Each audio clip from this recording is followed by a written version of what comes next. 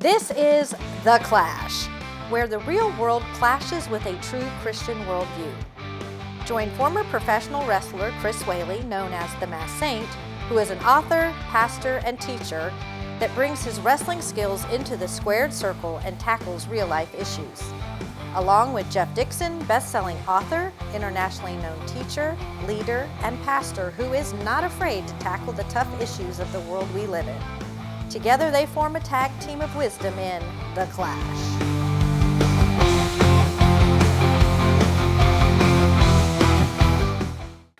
Hi, welcome to The Clash, where we take a Christian worldview, allow it to clash into the culture around us, and when we're done, maybe we will entertain you, enlighten you, educate just a little bit, and have some fun doing it. Oh, yeah. I'm Jeff. This is Chris. Yep. Chris, this is a sequel for us. Yeah. Because we were doing an episode on movie quotes, Right. and you wore your shirt. Yeah. Oh, yeah. And so, Yep. you know. I speak fluent movie quotes. And we decided, since you were wearing that outfit, we still had more quotes. Yeah. And so we're quoting movies and making some spiritual points, and and we're sharing some of our favorite movie quotes. I know our audience has theirs, Right. and so we're going to try that again and see if it works. Okay. So here's the deal: if you liked the first episode, then you'll love this one. And if the first episode didn't work for you, give it a shot. Maybe we'll come up with some better quotes this time that do resonate with you. Yeah. Because, well, that's what we got. So that's what we're getting ready to do. Can't change it now. Can't change it now. Too late. We're committed. So because we're committed, you commit to watching this commercial, and then we'll be back in just a couple of minutes. In the Bible, the church is called the body of Christ. Hopefully, you have a place that you call home when it comes to church, and hopefully you attend there, and hopefully you find a connection with other people. But also, we live in a world where we are connected digitally. And online, you're more than welcome to come visit the church at 434. That's where Chris Whaley and I are part of that staff. The website, touchandchange.net, touchandchange.net. Use the QR code to get there. You'll find all sorts of resources that will help you in your journey of faith. We look forward to seeing you at the church at 434. Hi, welcome back. This is probably the second of the most quotable episodes we've ever had because we're not using our quotes. We're using quotes that are known because they were used in movies that resonate and have kind of lived on beyond the film even, where people remember them. And so last time we just kind of went back and forth. Let's do the same this time. If there's a spiritual dynamic to it, or I mean, for us, the criteria is the quote resonated with us for whatever reason. Now, I don't know, Jeff, if a lot of our audience is like me. I don't know if you do. Is there a movie that you have watched? What is the one movie that you've watched probably more than any other movie? Is there one? There's a couple of them, I think. Yeah. I've watched the original Rocky so many times that you know, I mean, I anticipate the scenes that are coming. You know, I have probably watched Christmas Vacation. More than any film ever in my lifetime. I can quote Cousin Eddie. Oh my goodness! And if I'm you know sitting there with a clicker and all of a sudden I just happen to come across it, I stop. Yeah. You know, and I'll watch it. I mean, I watch the whole thing, but man, it gets me for 15 minutes. Yeah. I mean, it is a great time sucker. I just get drawn into it again. I think that's how we come up with our quotes all the time. Is we watch those things over and over again just to hear certain lines. And it's easier than it used to be. We used to have to pay money, plunk money down, walk into a theater, and you hear a quote, and you walk out the door, and I think that's one of the reasons they get misquoted so often, right? Because you just remember the hook of the quote. Right. You know, but now, gosh, because of the streaming media that, of course, we all get to take advantage of, we can watch it over and over again. Over and over and over. Or just go to a highlight reel of, you know, well, quotes. I got one here for you. Okay. I didn't like this movie, but I remember the quote. The Dark Knight. Okay. You either die a hero or you live long enough to see yourself become the villain. Yeah. So, you know, what does that say to us? It tells us without integrity, without accountability, drift is inevitable. Yeah. So you got to stay on the path there. Now, you didn't like The Dark Knight? You didn't like the film? How come? I just didn't like it. Too dark. Yeah, pretty good. Well, wait a minute. Yeah. Batman. We ought to do a Batman episode at one point. Yeah. Because I remember the Adam West version and all the movies. yeah. I've seen them all. Yeah. So Batman's one of my favorite characters. But I'm with you, man. Those Chris Nolan dark. films were dark. I mean, they were really dark. It was. So okay, I got you. All Yeah. right. Okay. Here's one that's not dark, Okay. even though it sounds this way. Okay. All right. See if you know the film. Ready? Hello. My name is Inigo Montoya. You killed my father. Prepare to die. Do you remember it? Princess Bride. Princess Bride, that's right. Yeah, yeah. Manny Patinkin delivered that line. He says in interviews that if he's out in public, at least 2 or 3 times a day when he is out, someone will come back and throw that line at him and try to do the accent and stuff like that. Yeah. Unbelievable Yeah. quote, man. Yeah. The Hunt for the Six-Finger Man and just fit. And The Princess Bride is another one of my favorite movies. Yeah. Just because it's just so over the top. You know, Andre loved that movie. And when it came out, and of course, it came out back during the time of VCRs and the VHS tapes. When it came out, man, he walked in with a box full of VHS tapes. He gave everybody, a tape of The Princess Bride. Yeah. Because I mean, he was real proud of that. Yeah. Well, he was great in it. Oh, he was great. He was fantastic in it. Yeah, he was great. Yeah. I love the movie. It's just just a Great. modern fairy tale. Yep. Rob Reiner does an amazing job directing it. Right. Everybody in it was just, spot on perfect for the roles. Just spot on. And they did good. So Yeah. that's one of my favorite quotes. Yep, it was one of mine. Just a fun movie. I love that. I did. I got one for you. Okay. Even the smallest person can change the course of the future. Where's that from? Lord of the Rings. Lord of the Rings. Fellowship of the Ring. Yeah. Yeah. That's a good quote. Yeah. Well, I wasn't crazy about the Lord of the Ring movies. Yeah. Some of them I have to fast forward because I just, this is terrible. I fast forward it. But, there's some good quotes in that too. Yeah. And I think Adam Sandler used a couple of them, didn't he? Oh, sure. Oh, hang on, Frodo, or something like that. He does. Yeah. I'm. You're probably more of a Lord of the Rings fan than I am. I didn't watch any of them from pillar to post, and when I see them or I see something about, I just go to something else. I'm an action adventure guy. Probably fantasy films are probably not my favorite, and when it comes to Christian classics, I'm not really a classical guy. Yeah. But the quote is an awesome quote. I mean, there's a lot of quotes in this film. What does that say to us? Even the smallest person. Maybe I have no taste in films. Yeah. No. Okay. Even the smallest person can change the course of the future. Yeah. Think of that. Yeah. I mean, some small, they thought small people, but they changed some things. Yeah. I mean, it's same. See, I would have, I get the same vibe from Horton Hears a Who.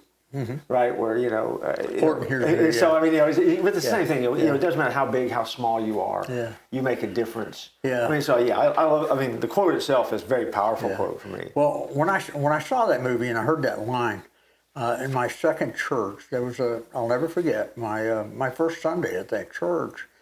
I gave an invitation, and there was this beautiful young blonde-headed girl that walked forward with her son. And you talk about one of the shyest people you'd ever want to meet.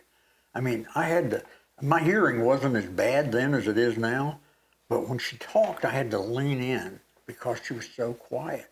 And she worked at Publix. And I can't tell you how many times that people visit the church. I say, "Hey, how are you? Nice to meet you. How did you find out about our church?"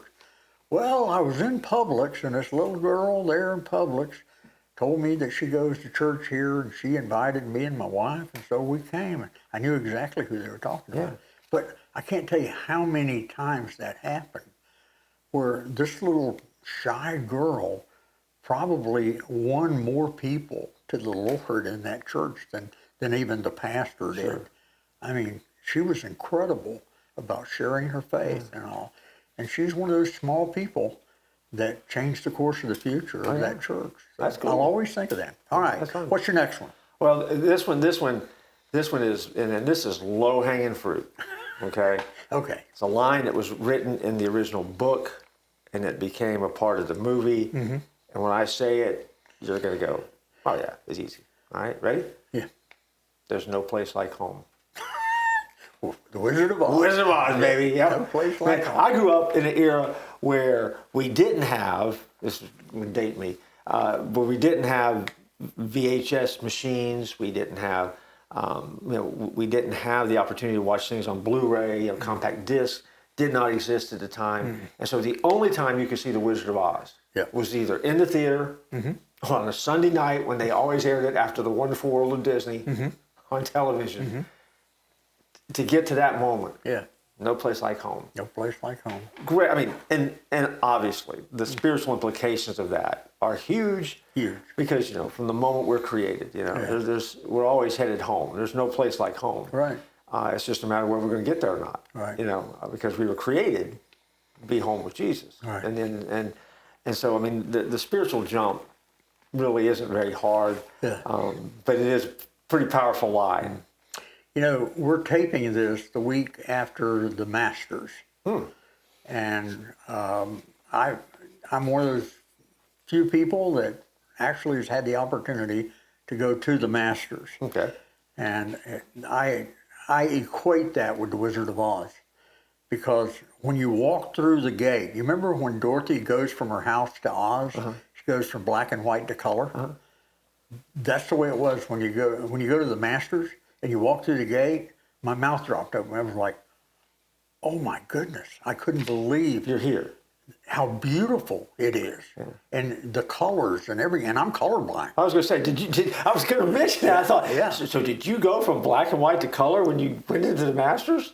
Well, I can see yellow, and there's a lot of yellow at the Masters. A lot of yellow. I thought, I said, this is a miracle episode, man. This is something new. No, it was just so beautiful, and I always thought of that Dorothy walking from black and white to color, and it was a big deal. That's cool. So, but I love that line. There's no place like home. Yeah. Because how many times have you used that quote? Oh, endless. I mean, I have no idea anymore. Yep. Okay. What do you got? Well, I've got grandkids, so you know that I've watched The Lion King several times. And there's the line in there which says, "Remember who you are." Yeah. I used to tell my girls that before I ever watched The Lion King. I'd tell them whenever they go out of the house on a date, or they're just the two sisters going out for, to go to a movie or do something. I always said to them, I said, "Remember who you are. Remember whose daughter you are." I mean, I said that one over and over again. And I think we need to do that as Christians, right? Yeah. Yeah. I agree. I'm a member of an HOA, and I have to remember who I am sometimes. Because of that HOA, I have to remember who I am. Yeah. All right. Well, and Lion King is one of those moments where, post-Walt, okay, that is Disney storytelling at its best. Oh, yeah. I mean, that film, even the live action version of it, is one that they did pretty well. I mean, it is, it just resonates in so many ways. And I mean, it's a gospel story in so many ways. And I don't know if you ever saw, which isn't a movie quote, but there's a quote coming out of it that I'm going to use. I don't know if you ever saw the Broadway version of it. Yeah, never. Oh my goodness. I mean, I wept at the Broadway version. I got to go to New York and see it on Broadway. It was fantastic. So big, so amazing. And they added, of course, music. And there's a song in there called "He Lives in You," where it's that moment where Simba's coming to grips with the fact that his dad still lives in him. And when I saw it the first time, my father had just recently passed away, so it really resonated with me. Oh yeah. But the spiritual dynamic of it is, when you become a follower of Jesus Christ, He lives in you, and how that changes everything. I mean, so when I saw that, I mean, I just broke. Yeah. In the theater, thinking, "Oh my gosh, this is phenomenal," and the song is so powerful. So again, Disney storytelling and those quotes and those lines live on. Yeah. Pretty amazing. So. Yeah, pretty amazing. Well, I've got one here. Attitude reflects leadership. Where's that from? Remember the Titans. Oh my gosh, I forgot about that. Yeah, I remember the Tigers. Attitude. That was a great film. Leadership. Yeah. That was a Disney film, wasn't it? No. It wasn't? I don't think so. Huh. But I've watched every Denzel film there is. Of course, I love The Equalizer, you know. I use that sometimes whenever someone's looking into me to come speak, you know. I've got it on my page. It says, I was the equalizer before Denzel. Okay. Yeah. Gotcha. But I love the attitude reflects leadership. And it does. And it does. It really does. You are probably one of the premier people in America that does stuff on leadership. Matter of fact, you need somebody to speak on leadership. This is the guy. I have to pay But him we can now. talk about that for a long time. But we better go to a break. Yeah, we really do. So don't go anywhere. Take a break. We'll be back in just a few minutes. Hey, Chris, I was just doing my laundry, and look what I found. Oh my goodness! Look at that. The Clash. The Clash T-shirt. I love that. You know what makes it so special? Why? Well, because this is the Clash TV show. This is our logo. This came out of my laundry bucket. That means that these T-shirts are available for everybody to buy, and that means that when you need to do some shopping, that special gift. Think about it. Yep. You've been invited to a wedding. Right. You buy a wedding present for the bride and groom.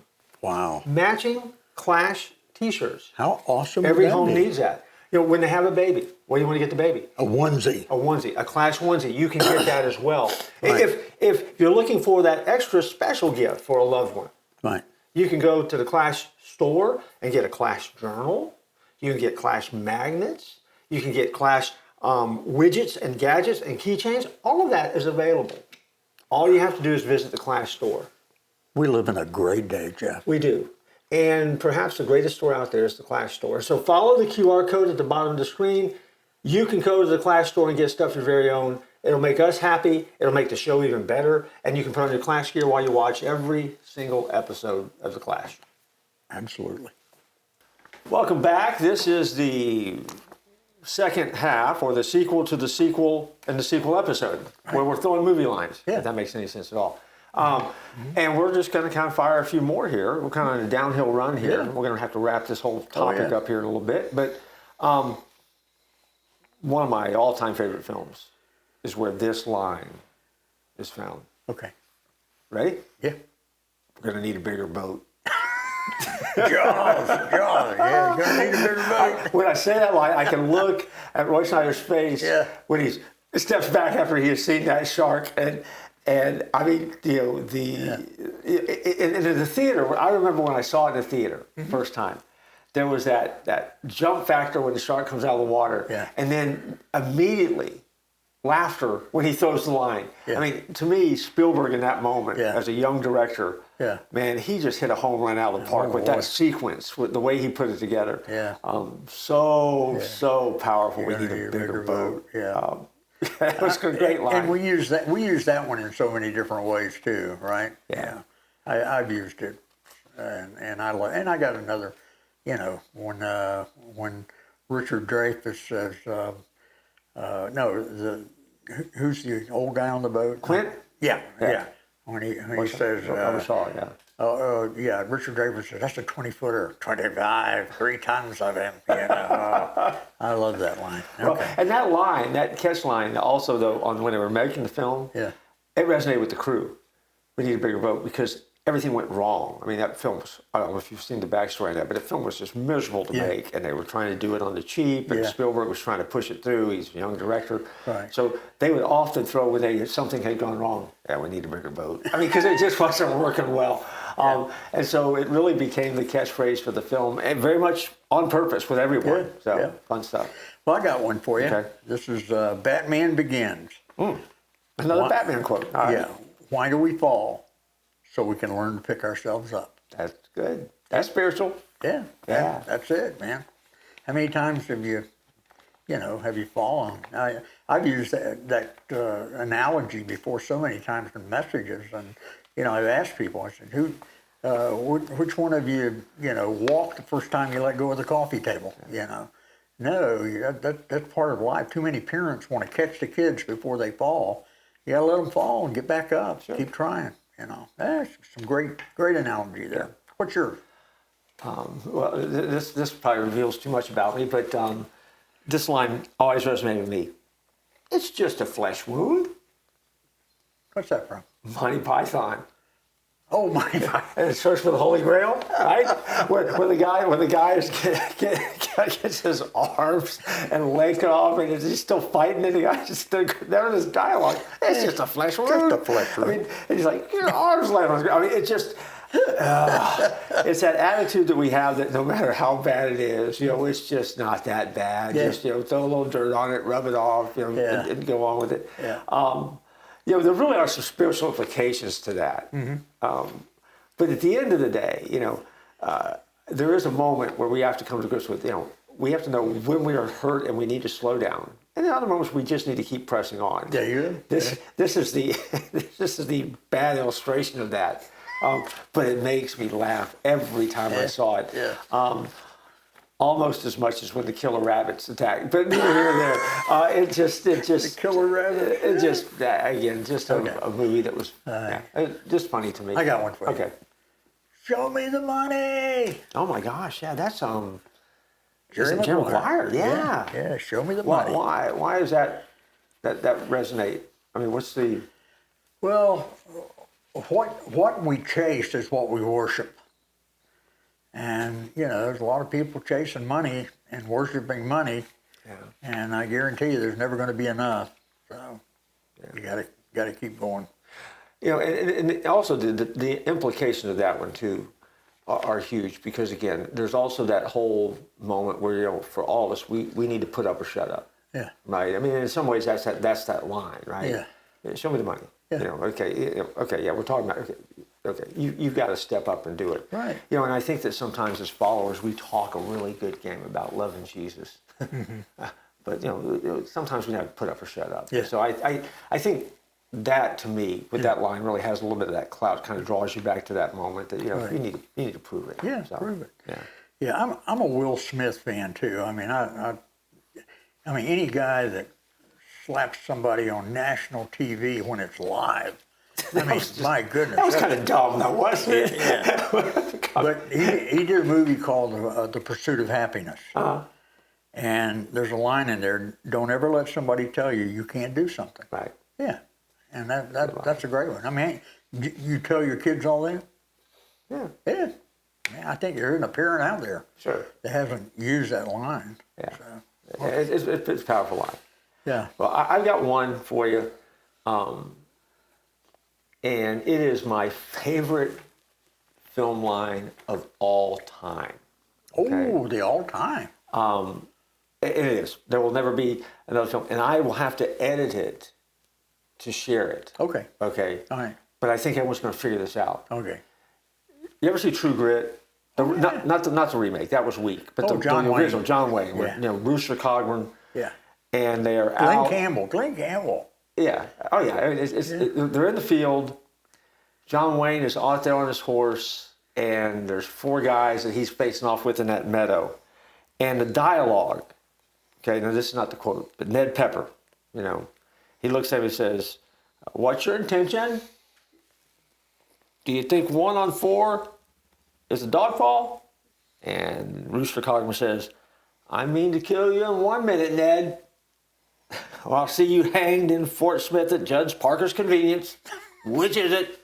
And of course, this is Robert Duvall, right? So, I mean, he looks back and he goes, I call that bold talk for a one-eyed fat man. And in that moment, the sequence that it sets up is John Wayne with one of the best facial reactions ever on camera, where he just kind of bows up, and then he throws a line that I will remember to my dying day. I saw this sitting in my dad's car at a drive-in theater, watching this film on the big screen, and I about came over the back seat watching this thing, where John Wayne is just like, he's had enough.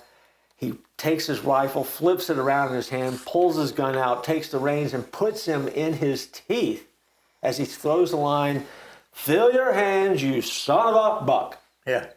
He doesn't say buck, just so you know. Yeah. But he says, and in that moment, he takes off on this epic, heroic charge across the meadow, firing at all 4 of these guys. that is like true grit at its finest. That is my favorite movie line of all time. I have the statue of John Wayne on that horse with the reins in his teeth that sits on my desk. I look at that every single day. Wow. Where it's just like he has had enough. Yep. He is going to war. Yep. And it doesn't matter what the odds are. Yep. You know, and to me, it inspires you, right? well, it does, because again, obviously the language is not what you would use. But, you know, there are some times that we just need to realize that, you know, we're just called to a moment. And we have to step into the moment and just do what needs to be done and go to war if we have to. Because, you know, we've done a pretty good job in the Christian faith of being namby-pamby and, being a little bit softer and being doormats. And I don't think we're called to do that. Jesus was tough, and Jesus would love you, but he also was honest with you. Yeah.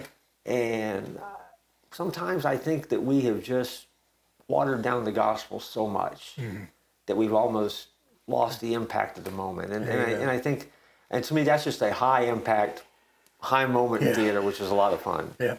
So. Well, this is probably our last one, and then you close it up. Okay. But if you build it, they will come. Yeah. Yeah. If you build Build it, a dream. build a dream. Kevin Costner. Yep. Yeah. That was Build it, they will come.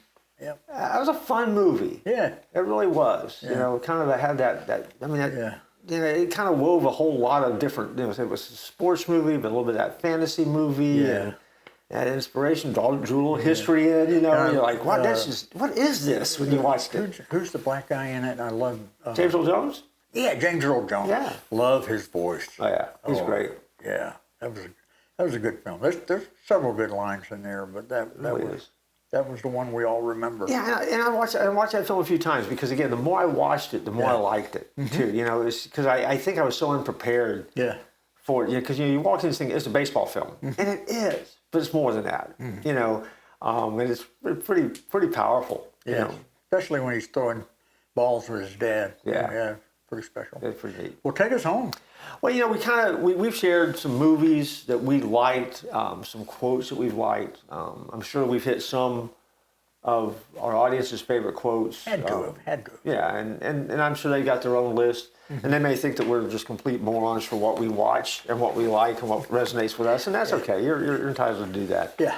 But one of the things that I'm struck by is that, you know, and the phrase I'm going to use here may not be the best phrase, but I think sometimes a movie quote becomes like a compressed blueprint for how we navigate forward. You know, when you start thinking about, what's your favorite line of the film? Because it encapsulates the message that we take away from the film. It becomes that collapsed blueprint, if you will, that we kind of carry forward, right?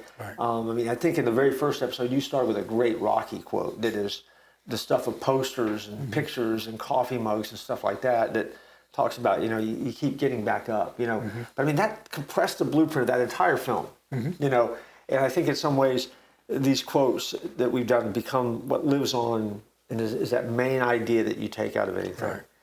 And I think when you wrapped up the first episode, you were talking about the fact that if people were to take your life and compress it down to one line, where that line pointed Jesus. And, I mean, as flawed as we are, as flawed as our audience is, that's really what we all want. We want to make sure that our lives point back to Jesus. Right. And so nothing wrong with being quotable. I think it's more important to be memorable. But at the end of the day, we want people to remember Jesus, not us. Right. And if they can do that in any way, then we have gotten where we needed to be. Absolutely. And so, this has been fun. It's been good. And hopefully you've got your own list of movie quotes. Hopefully you've got those quotes that resonate with you. And I'm going to do something here that I've not ever done before. Oh, yeah, I'm waiting. Because I'm going to quote one of my favorite authors and television hosts. And I'm going to look at you and say, we love you. Thanks for watching us. And I'm going to quote the memorable Chris Whaley and say, don't tap out.